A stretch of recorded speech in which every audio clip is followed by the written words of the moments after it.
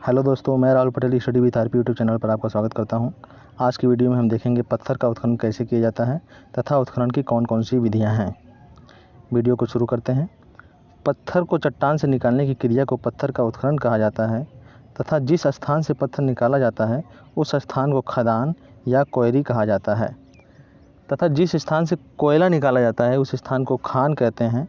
खदान खान की तुलना में कम गहरा होता है, इसलिए खदान में काम करना खान की तुलना में अधिक सरल होता है। खदान के स्थल का चयन करते समय कई बातों का ध्यान रखना चाहिए, जो इस प्रकार से हैं। खदान के लिए स्थल का चयन करते समय निम्नलिखित बातों का ध्यान रखना चाहिए। चट्टान काफ़ी बड़ा होना चाहिए ताकि पर्याप्त मात्रा में पत्थर उपलब्ध हो सके। खदान स्थल तक आसानी तक पहुंचा जा सके तथा खदान स्थल बाढ़ रहित होना चाहिए ताकि प्रत्येक मौसम में आसानी से कार्य किया जा सके। आगे देखेंगे दोस्तों, उत्खनन की कौन कौन सी विधियां हैं। उत्खनन की निम्नलिखित 5 विधियां हैं। हस्त खुदाई विधि, तापी विधि, फन्नी पच्चड़ विधि, नलिका विधि और विस्फोटन विधि। एक एक करके पाँचों को देखेंगे। पहला है इसमें हस्त खुदाई विधि। नरम एवं अस्तरित चट्टानों से पत्थर निकालने के लिए इस विधि का प्रयोग किया जाता है। यह विधि मैन्युअली की जाती है, इसलिए बहुत ही धीमी और श्रमसाध्य है। इस विधि में खुदाई के लिए गैंती, सब्बल, हथौड़ा आदि औजारों का प्रयोग किया जाता है। इस विधि से बोल्डर, कंकड़, लैटराइट आदि जो भी नरम और अस्तरित चट्टानें हैं उन्हीं की तुड़ाई की जाती है।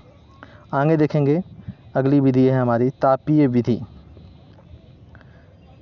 पत्थर के छोटे छोटे टुकड़े प्राप्त करने के लिए यह विधि सर्वोत्तम है। इस विधि में चट्टान के ऊपर घास फूस इत्यादि रखकर उसके टेम्परेचर को बहुत ज़्यादा बढ़ा दिया जाता है, जिससे उसके ऊपर का भाग गर्म होकर के फैल जाता है और चटक जाता है। इस प्रकार वह मुख्य भाग से अलग हो जाता है। इस विधि से प्राप्त पत्थर को वांछित माप में तोड़ लिया जाता है। इस प्रकार से प्राप्त पत्थर अधिकांशतः रेल मार्ग, सड़क आदि पर डालने के लिए गिट्टी इसी विधि से प्राप्त की जाती है। आगे देखेंगे दोस्तों, अगली विधि है हमारी फन्नी या पच्चड़ विधि। नरम, अस्तरित व दरार खाई चट्टान को फन्नी विधि से सरलता से तोड़ा जा सकता है। इस विधि में 10 से 15 सेंटीमीटर के अंतराल पर लोहे की फन्नियाँ रखकर उन्हें हथौड़े से चट्टान में ठोक दिया जाता है, जिससे चट्टान में दरार हो जाती है और चट्टान उस रेखा से चटक जाती है तथा मुख्य पिंड से अलग हो जाती है। इस विधि से आग्नेय चट्टान और तलछटी चट्टान को आसानी से तोड़ा जा सकता है, जिसमें तलछटी चट्टान को तोड़ना अधिक सुविधाजनक होता है। इस विधि से पत्थर की क्षति कम होती है, इसलिए मूल्यवान पत्थर इसी विधि से तोड़े जाते हैं। अगली विधि है हमारी नलिका विधि। जब पत्थरों के बड़े बड़े पिंड प्राप्त करने हों तो हम नलिका विधि का प्रयोग करते हैं।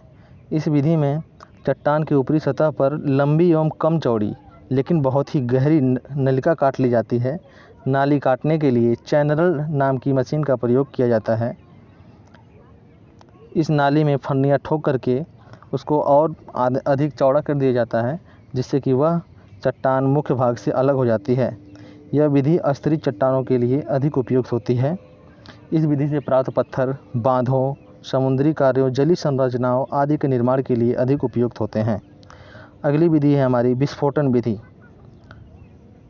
विस्फोटन विधि सख्त प्रकार के चट्टानों को बड़े पैमाने पर तोड़ने के लिए अधिक अपनाई जाती है। विस्फोटन विधि में बारूद का प्रयोग किया जाता है। चट्टानों में उपयुक्त बारूद सामग्री भरकर उसमें आग लगा दिया जाता है, जिससे उसमें गैसें उत्पन्न होती हैं और वो गैसें चट्टान को तोड़ देती है। परंतु इस प्रकार से प्राप्त पत्थर टेढ़े मेढ़े और अनियमित आकार के होते हैं, इसलिए इस प्रकार से प्राप्त पत्थर से हम गिट्टी आदि संतोषजनक ढंग से प्राप्त कर सकते हैं। मूल्यवान पत्थर इस विधि से नहीं हमें तोड़ना चाहिए, क्योंकि वो अनियमित आकार में टूट जाते हैं। आगे देखेंगे, विस्फोटन विधि में कौन कौन से विस्फोटन या बारूदी सामग्री का उपयोग करते हैं। विस्फोटन सामग्री का चयन चट्टान जिन्हें तोड़ना हो उनकी रचना, प्रकार तथा स्थिति को ध्यान में रखकर किया जाता है। मुख्य विस्फोटक पदार्थ इस प्रकार से हैं। विस्फोटक पाउडर 75% पोटेशियम नाइट्रेट, 10% गंधक व 15% लकड़ी का चूरा व का भौतिक मिश्रण होता है। यह सस्ता होता है लेकिन इसकी गति बहुत धीमी होती है। यह नरम चट्टानों को तोड़ने के लिए ही उपयुक्त होता है। अगला हमारा फेमस विस्फोटक है डायनामाइट।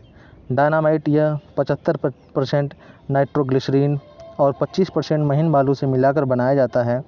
यह कठोर, अस्थिर तथा भारी चट्टानों को तोड़ने तथा सुरंग कार्य के लिए डायनामाइट अधिक उपयुक्त होता है।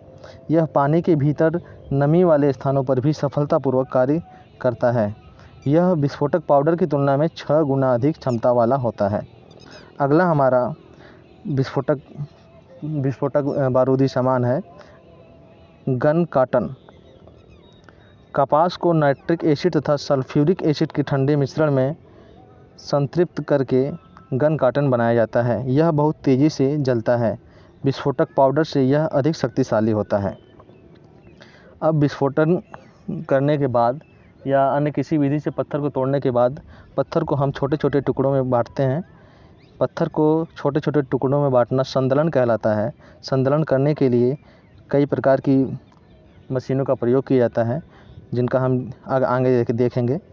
संदलन हम निम्नलिखित 3 चरणों में पूरा करते हैं: प्राथमिक संदलन, द्वितीयक संदलन व तृतीयक संदलन। प्राथमिक संदलन में हम खदानों से निकला हुआ मोटे पत्थर को छोटे छोटे टुकड़ों में तोड़ते हैं। इसमें जा क्रशर, हैमर क्रशर का प्रयोग किया जाता है। द्वितीयक संदलन में प्राथमिक संदलन से प्राप्त पत्थर को पुनः छोटे छोटे टुकड़ों में तोड़ा जाता है। इसमें बेलक संदलन, घन चक्की आदि का प्रयोग किया जाता है। तृतीय संदलक में पत्थर के टुकड़ों को और छोटा किया जाता है। इसके लिए बाल मिल, रोल मिल, रॉड मिल आदि का प्रयोग किया जाता है। आज की वीडियो में इतना ही दोस्तों, धन्यवाद।